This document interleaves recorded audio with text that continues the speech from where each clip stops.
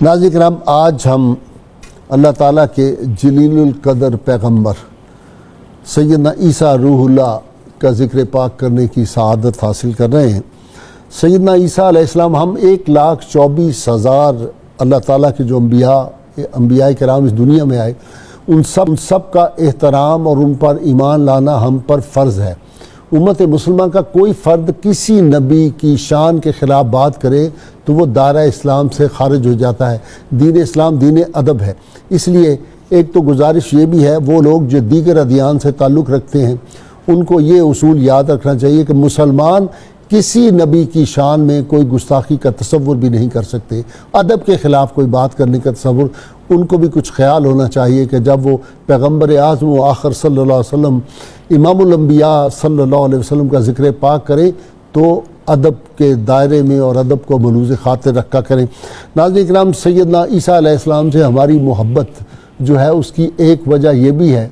کہ سیدنا عیسیٰ علیہ السلام نے ہمارے آقا و مولا صلی اللہ علیہ وسلم کے بارے میں بشارتیں دی تھیں، آپ کی آمد کے تذکرے کیے تھے۔ سیدنا عیسیٰ علیہ السلام وہ اللہ کے جلیل القدر پیغمبر ہیں جن کو اللہ تعالیٰ نے اتنے معجزات عطا فرمائے تھے، جن کے لیے آسمان سے کھانے اترتے تھے، جن کا دسترخوان اتنا وسیع تھا کہ روز 7,000 لوگ جو ہیں وہ قسم قسم کے وہ کھانے کھاتے تھے جو جنت سے ان کے لیے اترتے تھے۔ اور سیدنا عیسیٰ علیہ السلام وہ پیغمبر ہیں جو پنگوڑے میں ہی جنہوں نے اعلان کر دیا تھا، میں اللہ کا بندہ اور اللہ کا نبی ہوں اور اللہ نے مجھے کتاب عطا کی ہے۔ اس سے وہ سارے شکوک و شبہات بھی دور ہو گئے جو لوگوں کا خیال ہے کہ فلاں ہستی جو ہے اس کو 40 سال کی عمر میں جو تھی نبوت ملی، فلاں کو اتنی عمر میں نبوت ملی۔ نبی روز ازل میں ہی سارے انبیاء ہوتے ہیں، یہ پہلے سے رب تعالیٰ نے طے کر دیا تھا۔ جب اللہ تعالیٰ نے میثاق، یوم میثاق میں جو تھا وہ سب انبیاء کرام سے عہد لیا تھا کہ میرے محبوب کریم صلی اللہ علیہ وسلم جب تشریف لائیں گے تو تم سب جو ہے ان کی اطاعت کرو گے، ان کی نصرت اور تائید کرو گے۔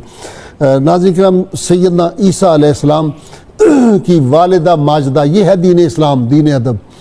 ان کے کردار کی بلندی اور عظمت کو قرآن حکیم نے بیان کیا اور ان کے نام سے ایک سورہ مبارکہ ہے۔ سیدنا عیسیٰ علیہ السلام کے نانا جان کا بھی ذکر قرآن میں ہے، ان کی نانی جان کا ذکر بھی ہے۔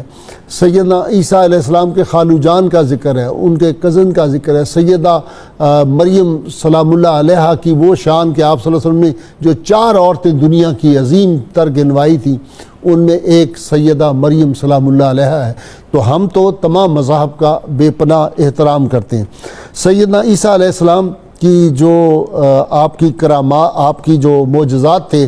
کہ آپ مردوں کو زندہ کر دیتے، پرندہ مٹی کا ہوتا تھا اس کو پھونک مارتے وہ زندہ ہو جاتا تھا، آپ جب اندھوں کو کوئی اپنا دستے شفا لگاتے تھے تو ان کو بینائی مل جاتی تھی۔ اسی طرح آتا ہے کہ ہر قسم کے مریض آتے تو وہ صحتیاب آپ کی بارگاہ میں ہوتے، جزام اور برس کے جو مریض ہوتے تھے ان کو اس بارگاہ میں شفا ملتی تھی۔ اور آپ صلی اللہ علیہ وسلم کا وہ ارشاد گرامی قربان جائیں، آپ نے ارشاد فرمایا میں اپنے والد ابراہیم علیہ السلام کی دعا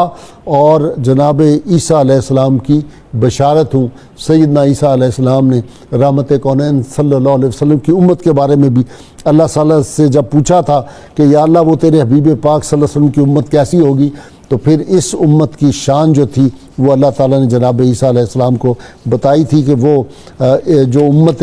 محمدی علی صاحب صلاۃ ہے یہ کیا ہوں گے۔ ارشاد فرمایا کہ یہ کم میری عطاؤں پر بھی راضی ہوں گے، میری ذات سے راضی ہوں گے۔ فرمایا ان کے عمل جو ہے وہ قلیل جو ہے وہ عمل قلیل پر بھی راضی ہو جائیں گے اور میں ان سے راضی ہو جاؤں گا ان کے عمل سے۔ وہ لا الہ الا اللہ کہتے ہوئے جنت میں داخل ہوں گے۔ اور فرمایا کہ عیسیٰ محمد صلی اللہ علیہ وسلم کی امت کی کثرت جو ہے وہ جنت میں، جو جنتی لوگ ہیں ان میں کثرت ان کے غلاموں کی ہوگی، اور کسی نبی کی امت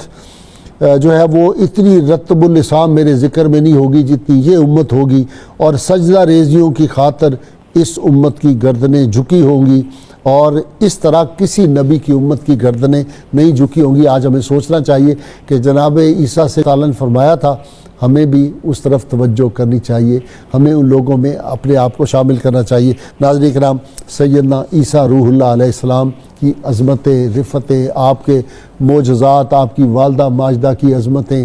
بیان کرنے کے لیے میرے ساتھ آج شریک گفتگو ہیں